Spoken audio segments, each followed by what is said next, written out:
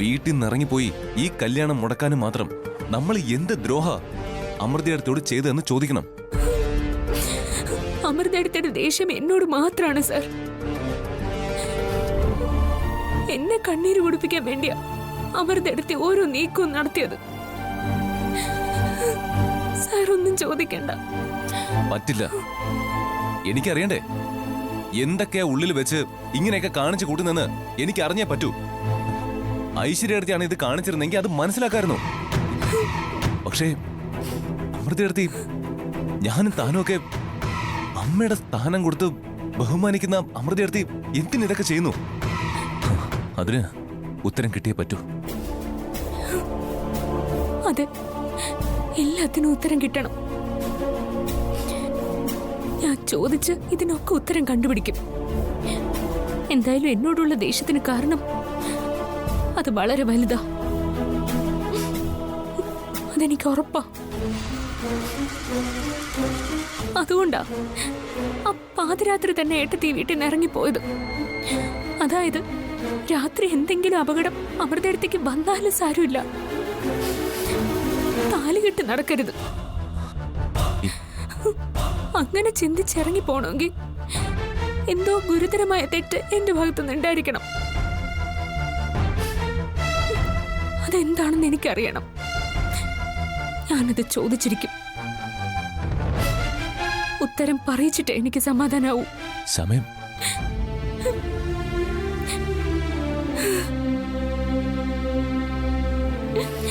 അതിനു മുമ്പ് ഈ പൂക്കളൊക്കെ നമുക്ക് മാറ്റണം. ഇതൊക്കെ കണ്ടു നിൽക്കുന്തോറും എന്റെ മനസ്സ് പെടഞ്ഞു പോവുക. ഞാൻ കണ്ട സ്വപ്നങ്ങളൊക്കെ ഓർമ്മ വരിക. വേണ്ട, എനിക്കിതൊന്നും കാണണ്ട. ഇതൊന്നും ഇനി ഇവിടെ വേണ്ട. പാടില്ല ശ്യാമ.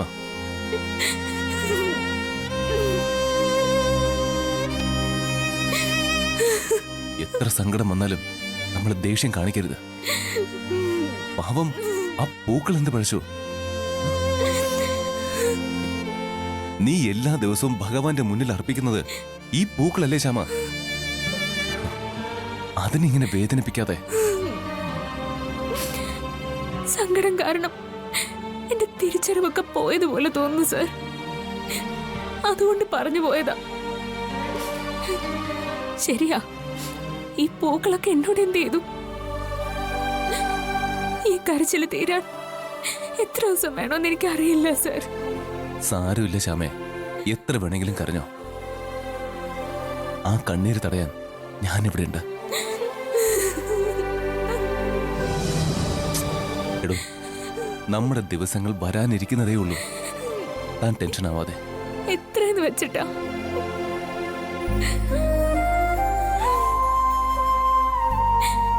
ഭഗവാന് എന്തെല്ലാം അനിഷ്ടങ്ങളാ ഇനിയുള്ളത്.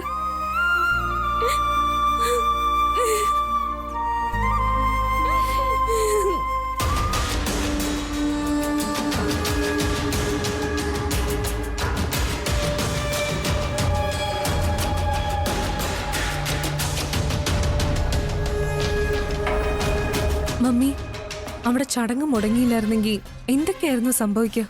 മമ്മി ഒന്ന് ആലോചിച്ച് നോക്ക്. ചാർമിളയുടെ മേല് എനിക്ക് നല്ല സംശയമുണ്ട്. ഇത്ര പ്രാവശ്യം വിളിച്ചു, അവളെ കിട്ടിയില്ലല്ലോ. എന്തെങ്കിലും തിരക്കൊക്കെ ആയതുകൊണ്ടായിരിക്കും. എന്ത് തിരക്ക്? എനിക്കെന്തോ ചതി മണക്ക്. ഏയ്, അങ്ങനെയൊന്നും സംശയിക്കണ്ട. എന്തായാലും ശ്യാമയുടെ ആ കല്യാണ ചടങ്ങ് നടന്നില്ലല്ലോ, അത്രയോ ആശ്വാസം. അവൾ ഏതെങ്കിലും സാഹചര്യത്തിൽ നമ്മുടെ അടുത്തേക്ക് വരും. മമ്മി, ശ്യാമയല്ല നമ്മളെ തിരയേണ്ടത്, ചാർമിളയാ. അവള് നമ്മളെ ചതിച്ചോണ്ടിരിക്കുക. എന്തായാലും 2 ദിവസം കൂടി നോക്കാം, എന്നിട്ട് തീരുമാനിക്കാം അടുത്തത് എന്ത് ചെയ്യണോന്ന്.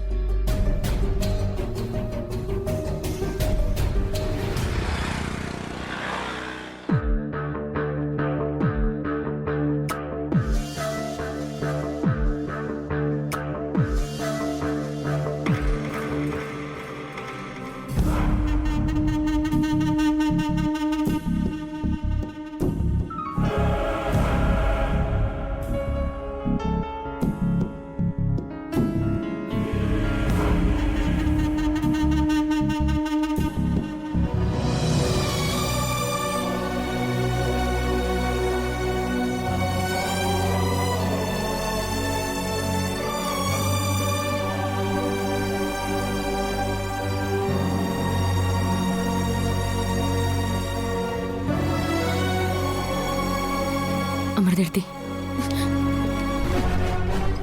എടുത്തി പോവാൻ വരട്ടെ. എനിക്ക് എടുത്തിയോടൊന്ന് സംസാരിക്കണം. പക്ഷെ എനിക്ക് ആരോട് സംസാരിക്കാൻ താല്പര്യമില്ലെന്ന് ഞാൻ പറഞ്ഞില്ലേ? എടുത്തി അങ്ങനെ പറഞ്ഞു പറ്റില്ല. എനിക്ക് സംസാരിക്കണം. എടുത്തി ഇതെന്റെ അപേക്ഷയാ. ഞാൻ പറഞ്ഞു എനിക്കൊന്നും സംസാരിക്കാനില്ല. എനിക്ക് ആരോടും ഒന്നും പറയാനുമില്ല. എനിക്കിപ്പോ ഞാൻ മാത്രമേ ഉള്ളൂ. മതി, എനിക്ക് ഞാൻ മാത്രം മതി. വേറെ ആരും എനിക്ക് വേണ്ട. അങ്ങനെ പറഞ്ഞ് രക്ഷപ്പെടാൻ പറ്റില്ല. എനിക്ക് കുറെ കാര്യങ്ങൾ അറിയണം. ഞാൻ മര്യാദയ്ക്ക് ഇതുവരെ സംസാരിച്ചത്. എന്നെ തടയാൻ വേണ്ടി വന്നു കഴിഞ്ഞാൽ എന്റെ സ്വഭാവം മാറും. എന്തൊക്കെ സംഭവിച്ചാലും ശരി, കാര്യം അറിഞ്ഞിട്ടേ ഞാൻ ഇവിടുന്ന് പോവും. അത് ഉറപ്പിച്ചിട്ടാ നിൽക്കുന്നത്. ക്ഷമ വേണ്ട.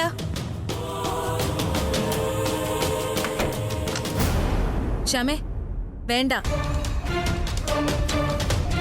മതി. ദേഷ്യത്തിലായാലും എടുത്ത് എന്റെ പേര് വിളിച്ച് സംസാരിച്ചല്ലോ, എനിക്കത് മതി. എത്ര ദിവസമായി എടുത്ത് എന്റെ പേര് വിളിച്ച് സംസാരിച്ചിട്ട്? ഞാൻ പറഞ്ഞു എനിക്ക് നിന്നോട് സംസാരിക്കാൻ താല്പര്യമില്ല. നീ മുറിന്ന് പുറത്തു പോയേ. പറഞ്ഞില്ലേ എടുത്തി, എടുത്തിയോട് സംസാരിച്ചിട്ടേ ഞാൻ പോവും. അറിയാലോ എടുത്തിക്ക് എത്ര ദിവസമായിട്ട് ഞാൻ കാത്തിരുന്ന് എന്റെ താലികെട്ട് ചടങ്ങ് മുടങ്ങി. അത് മുടങ്ങാൻ കാരണം ഏട്ടത്തിയാ. പക്ഷെ അതിലൊന്നും എനിക്ക് വിഷമമില്ല.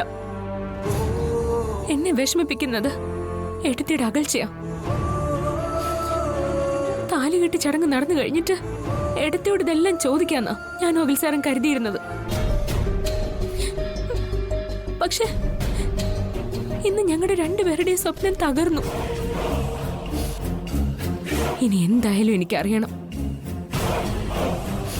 ഞാൻ എന്ത് ദ്രോഹം എടുത്തിയോട് ചെയ്തേ? എന്തിനാ എടുത്ത് എന്റെ വിവാഹം തകർത്ത്? നിന്റെ വിവാഹം ഞാൻ തകർത്തെന്നോ? നിന്റെ വിവാഹം തകർത്തതേ നീ തന്നെയാ.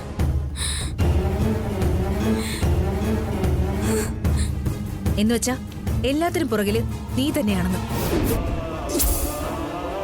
ഒക്കെ നീ തന്നെ സ്വയം വരുത്തി വെച്ചതാ. അതൊന്നും എന്റെ തലയെ കൊണ്ടിടാൻ നോക്കണ്ട. നിക്ക, കാര്യങ്ങൾ സംസാരിക്കാതെ ഞാൻ എടുത്തി വിടില്ല. നോക്ക്, ഇനി അടുത്തിവിടെ ഒരു കയ്യാങ്കളിയായിരിക്കും നടക്കാൻ പോകുന്നത്. ഇല്ല, നീ വിട് ശ്യാമേ. വിടാനാ പറഞ്ഞത്. വിടാൻ. എടുത്തി ശ്യാമയെ പറയുന്നേ, ഞാൻ വിടില്ല. വിട്. വിടാൻ. വിട്. ഓർമ്മ.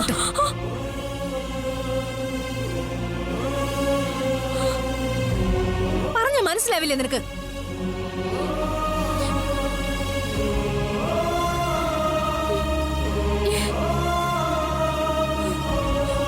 അമൃത എടുത്തി എന്നെ കൊന്നോ? എന്നാലും ഞാൻ പിന്മാറില്ല. എനിക്കറിയണം ഞാൻ ചെയ്ത തെറ്റെന്താന്ന്. എനിക്കറിയണം. ഈ വീട്ടിലെന്നല്ല, ഞാൻ കണ്ടതിൽ വെച്ച് എനിക്ക് ഏറ്റവും ഇഷ്ടം തോന്നിയ ആൾക്കാരിൽ ഒരാളെ എടുത്തി.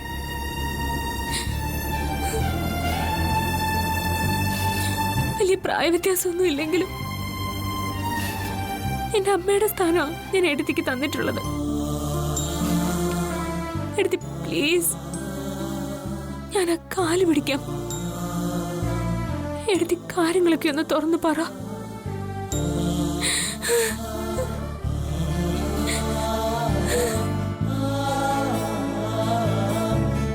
നീ എനിക്ക്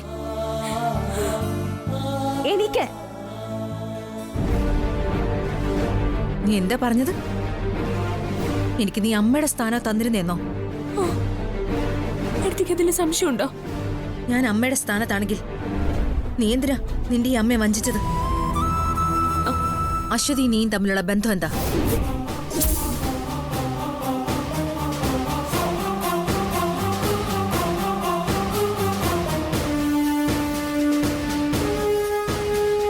കണ്ടോ, ഉത്തരവില്ല. ഞാൻ ഒരിക്കലും ഇത് ചോദിക്കണ്ടെന്ന് കരുതിയതാ. അവളെ അറിയില്ല എന്ന് പറഞ്ഞു ഇനിയും നീ രക്ഷപ്പെടാൻ നോക്കണ്ട. നിന്റെ കള്ളത്തരം കൈയോടെ പിടിച്ചിട്ടാ ഞാൻ ഇവിടെ നിൽക്കുന്നത്. നീയും അശ്വതിയും തമ്മിൽ സംസാരിക്കുന്നത് കണ്ടൂന്ന് അന്ന് അനുമോള് പറഞ്ഞു. അത് ഞാൻ നിന്നോട് ചോദിച്ചപ്പോ നീ എന്താ എന്നോട് പറഞ്ഞത്? ഒക്കെ അനുമോൾക്ക് തോന്നിയതാ, വേറെ ആരെയും ആയിരിക്കും കണ്ടതെന്നല്ലേ? അല്ല, അടുത്ത ദിവസം നീ അറിയാതെ ഞാൻ നിന്നെ പിന്തുടർന്നു. അന്ന് കണ്ടു നീയും അശ്വതിയും തമ്മിൽ സംസാരിക്കുന്നത്.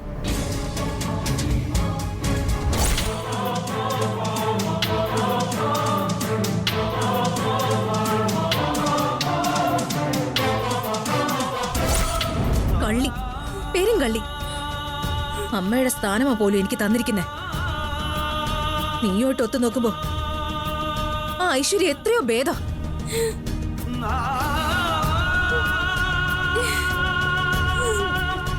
എന്റെ ഭർത്താവിനെ ആ അശ്വതിയെ തട്ടിയെടുത്തിരിക്കുന്ന, എന്റെ ജീവിതം വലിച്ചു കീറി എറിഞ്ഞത് അവളാ. അപ്പോഴൊക്കെ ആകെ കൂടെ ഉണ്ടായിരുന്ന സമാധാനം എന്തായിരുന്നെന്നോ? ആശ്വസിപ്പിക്കാൻ നീ കൂടെ ഉണ്ട് എന്നുള്ളതായിരുന്നു. ആ നീ മറ്റാരും ചെയ്യാത്ത ചതി എന്നോട് ചെയ്തത്. എനിക്കറിയാം, ആദ്യമായിട്ടും കാര്യങ്ങളൊക്കെ നിന്നെയായിരിക്കും ഏൽപ്പിച്ചത്. നീ അവരുടെ മീഡിയേറ്റർ ആയിരുന്നു. അമൃതേടത്തി, ഞാൻ എന്റെ ഭർത്താവിനെ അശ്വതി അറിയിക്കാനുള്ള കാര്യങ്ങൾ നിന്നിൽ കൂടെയായിരുന്നു അല്ലേ അറിയിച്ചിരുന്നത്? അവരെ യോജിപ്പിച്ച് നിർത്തിയത് നീയായിരുന്നു. എന്നിട്ട് എന്റെ മുൻപിൽ ഓരോ അഭിനയം. അങ്ങനെ അങ്ങ് നീ ജയിക്കണ്ടെന്ന് തീരുമാനിച്ച് തന്നെയാ. ഇനി മരണം വരെ അങ്ങനെ തന്നെ ആയിരിക്കും. നിന്നെ തോൽപ്പിച്ചുകൊണ്ടേയിരിക്കും. ഞാനും ആദ്യേട്ടനും തമ്മിൽ അകലാൻ നീ ഒരു കാരണക്കാരിയ. അങ്ങനെയാണെങ്കിൽ നീയും അഖിലും താലി കെട്ടി ഒന്നിക്കണ്ടെന്ന് ഞാനും തീരുമാനിച്ചത് തന്നെയാ. വിടില്ല നിന്നെ ഞാൻ.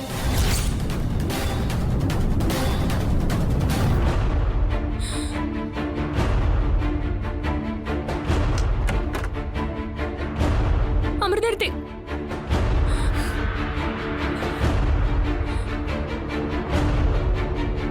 എന്താ? ഒരു നിമിഷം.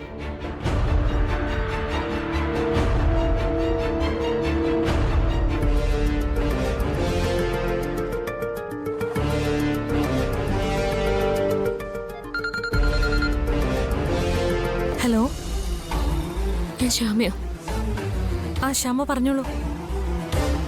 ചേച്ചി അന്ന് എന്നോട് പറഞ്ഞ കാര്യങ്ങൾ എനിക്കൊരാളോട് തുറന്നു പറയേണ്ട സാഹചര്യം വന്നിരിക്കുക. എന്താ? ചേച്ചിയെക്കുറിച്ചുള്ള കാര്യങ്ങൾ എനിക്ക് മറ്റൊരാളോട് പറയേണ്ടി വന്നിരിക്കുന്നു. അന്ന് ചേച്ചി പറഞ്ഞിരുന്നല്ലോ, ചേച്ചിയുടെ അനുവാദത്തോടുകൂടി മാത്രമേ പറയാൻ പാടുള്ളൂ എന്ന്. ഞാൻ അനുവാദം ചോദിക്കുക.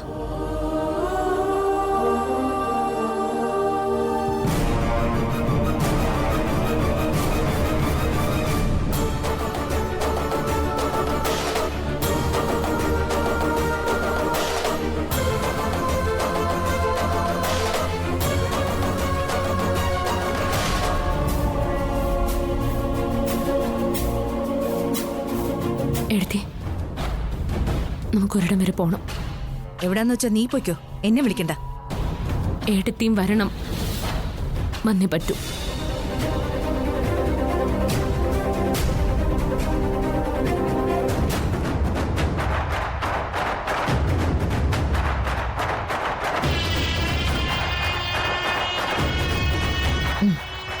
പോ.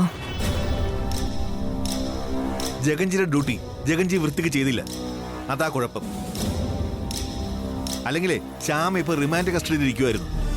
എന്റെ ഭാഗത്തു നിന്ന് വന്ന വീഴ്ച ഞാൻ ഏറ്റെടുക്കുന്നു. എന്റെ താവളം അഖിൽ കണ്ടുപിടിക്കുമെന്ന് ഞാൻ ഒരിക്കലും പ്രതീക്ഷിച്ചില്ല. ശ്യാമയ്ക്ക് വേണ്ടിയാകുമ്പോ അഖിൽ അങ്ങ് പാതാളം വരെ എത്തിച്ചേരും. എന്തായാലും കഴിഞ്ഞത് കഴിഞ്ഞു. എന്റെ പ്രാർത്ഥന കാരണം അവളുടെ കല്യാണം എന്തായാലും അവിടെ നടക്കില്ല. അമൃതയും ശ്യാമയും തമ്മിലുള്ള അകൽച്ച ഇപ്പോഴുള്ളതുപോലെ ഇനിയും തുടരണം. അത് ഐശ്വര്യ പ്രത്യേകം ശ്രദ്ധിക്കണം. അവരെ അടുക്കാൻ സമ്മതിക്കരുത്. അങ്ങനെയാണെങ്കിൽ വൈകാതെ ഒരു ജയം നമുക്കുണ്ടാക്കാം. അമൃത ഒരിക്കലും ഇനി ശ്യാമയായിട്ട് അടുക്കില്ല, ഉറപ്പാ. അത് എന്റെ ഗ്യാരണ്ടിയാ. അവരെ തമ്മിലകറ്റാൻ ഞാനും അപ്പച്ചിയും കൂടെ പല കളികളും കളിച്ചു. അതിനപ്പുറം അവർക്കിടയിൽ മറ്റെന്തോ പകയും കൂടി ഉണ്ടായിട്ടുണ്ട്. അത് ആ അശ്വതിയുടെ ഇഷ്യൂ തന്നെ ആയിരിക്കും. അശ്വതിയുടെ പ്രശ്നം നമ്മൾ ഒന്നുകൂടി ഒന്ന് ചൂട് പിടിപ്പിക്കണം. അതിന് ജയേഷും കൂടി ഇടപെടണം. അതൊക്കെ,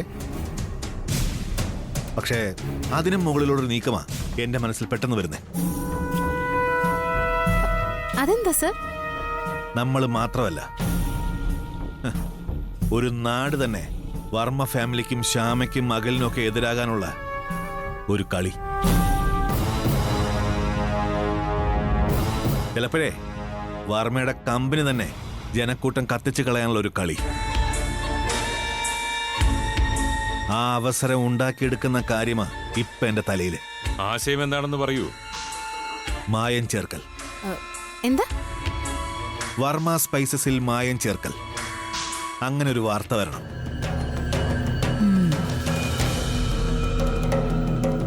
ഗ്രേറ്റ് ഐഡിയ. അതായത് വർമ്മ സ്പൈസസിലെ കറി പൗഡറുകൾ മായം ചേർത്ത നിലയിൽ പിടിച്ചെടുക്കണം. അടുത്ത നിമിഷം ശ്യാമയും വർമ്മയും അഖിലും ആദിയും ഒക്കെ അകത്താവും. നമുക്ക് ഉടനെ തന്നെ അതിനുള്ള സംവിധാനം ഉണ്ടാക്കാം. വേണ്ട, 2 ദിവസം കൂടി കഴിയട്ടെ. ശനി ഞായർ കോടതി അവധിയാ. കസ്റ്റഡിയിലെടുത്ത് മജിസ്ട്രേറ്റിന് വീട്ടിൽ ഹാജരാക്കിയാൽ മതി. റിമാൻഡ് കസ്റ്റഡിയിൽ വാങ്ങാൻ എളുപ്പമാ. ജയ് സർ, ജഗനങ്കിൾ, നമുക്ക് ഈ പ്ലാൻ എങ്ങനെയെങ്കിലും വർക്കൗട്ട് ആക്കിയേ പറ്റൂ. കുറച്ച് ഷോപ്പ് ഓണേഴ്സിനെ ജഗൻജി റെഡിയാക്കി നിർത്തുക. അവരുടെ ഷോപ്പുകളിൽ മായം ചേർത്ത കറി പൗഡറുകൾ എത്തിക്കണം. ജഗൻജിയുടെ ആദ്യത്തെ ഡ്യൂട്ടി കുറെ വർമ്മ സ്പൈസസിന്റെ പാക്കറ്റുകൾ പോലെ തോന്നിക്കുന്ന പാക്കറ്റുകൾ റെഡിയാക്കലാണ്. അത് റെഡിയാക്കി കഴിഞ്ഞാൽ നമ്മൾ വീണ്ടും മീറ്റ് ചെയ്യും. അത് കഴിഞ്ഞാൽ അടുത്ത നീക്കം. Okay sir. ഈ പ്ലാൻ അനുസരിച്ച് നമ്മൾ മുന്നോട്ട് പോകുന്നു. ഇതിന്റെ ഇടയിൽ ശ്യാമയും അമൃതയും ഒന്നാകാതെ നോക്കുന്ന കാര്യം ഞാൻ ഏറ്റു. കുറെ നേരമായല്ലോ എന്തൊക്കെ പറയാനുണ്ടെന്ന് പറഞ്ഞ് ഇങ്ങോട്ട് വിളിച്ചോണ്ട് വന്നിട്ട്. എന്താ ഇപ്പൊ നിനക്കൊന്നും പറയാനില്ലേ? എടുത്തി പറയാനുണ്ട്, പക്ഷെ അതെങ്ങനെ പറഞ്ഞു തുടങ്ങണമെന്ന് അറിയാൻ പാടില്ലാതെ നിൽക്കുക ഞാൻ. എങ്ങനെയാണെങ്കിലും ശരി, അതിപ്പോ പറഞ്ഞേ പറ്റൂ. ഞാൻ നേരിൽ കണ്ട കാര്യമാ. അന്ന് അനുമോള് കണ്ട കാര്യം പറഞ്ഞപ്പോ കണ്ടതൊക്കെ കള്ളമാണെന്ന് പറഞ്ഞ് നീ രക്ഷപ്പെട്ടു. പക്ഷെ ഞാൻ തന്നെ അത് നേരിട്ട് കണ്ടതാ. ഇനിയൊന്നും മറച്ചു വെക്കണ്ട. അശ്വതിയെക്കുറിച്ച് നിനക്ക് അറിയാല്ലേ?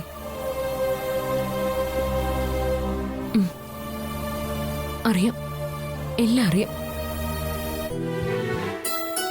പക്ഷെ ഒന്നും തന്നെ ആരോടും പറയില്ല എന്ന് ഞാൻ അശ്വതി ചേച്ചിയോട് വാക്ക് പറഞ്ഞു പോയിരുന്നു. അതുകൊണ്ടാ ഞാൻ ആരോടൊന്നും പറയാത്തത്. ഞാൻ ഇപ്പൊ അശ്വതി ചേച്ചി ഫോൺ ചെയ്തു അനുവാദം വാങ്ങിക്കാനായിട്ട്. ഇനി എനിക്ക് സമാധാനത്തോടു കൂടി തന്നെ കാര്യങ്ങൾ പറയാം. പറ, അശ്വതി ആദ്യേട്ടനും തമ്മിൽ എന്താ ബന്ധം? എടുത്തി തെറ്റിദ്ധരിക്കുന്നത് പോലെ ഒരു ബന്ധവും അവര് തമ്മിലില്ല.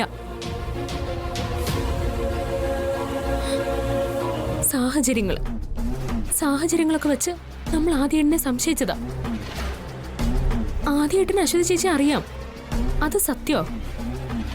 പക്ഷെ അവര് തമ്മിൽ ഒരു തെറ്റായ ബന്ധവും ഇല്ല. വീണ്ടും നീ പച്ച കള്ളം പറയരുത്. നീ പറയുന്നതൊക്കെ വെള്ളം തൊടാതെ വിഴുങ്ങാനേ നീ വേറെ ആളെ നോക്ക്. പലതും കണ്ണിന്റെ മുൻപിൽ കണ്ടതാ ഞാൻ. എന്നെ പറഞ്ഞു പറ്റിച്ച് എന്റെ ഭർത്താവിനെ രക്ഷിക്കാൻ നീ നോക്കണ്ട. എടുത്തി ആദ്യേട്ടനെ അല്ല, നമ്മുടെ കുടുംബത്തെ മുഴുവൻ രക്ഷിക്കാൻ വേണ്ടിയാ ഞാൻ നോക്കിയത്. അതുകൊണ്ടാ പല കാര്യങ്ങളും എനിക്ക് മറച്ചു വെക്കേണ്ടി വന്നത്. നിന്റെ സാഹിത്യം ഒന്നും എനിക്ക് കേൾക്കണ്ട. സത്യം പറ. സത്യം പറഞ്ഞില്ലെങ്കിൽ നിന്നെ ഞാൻ വിടില്ല. പറ, ആരാ അശ്വതി? അവളുടെ കുഞ്ഞ്, ആ ശ്രീകുട്ടി, ആ മോളുടെ അച്ഛൻ ആദ്യേട്ടനല്ലേ? അല്ല, ആ കുട്ടിയുടെ അച്ഛൻ അരുണേട്ടനാ.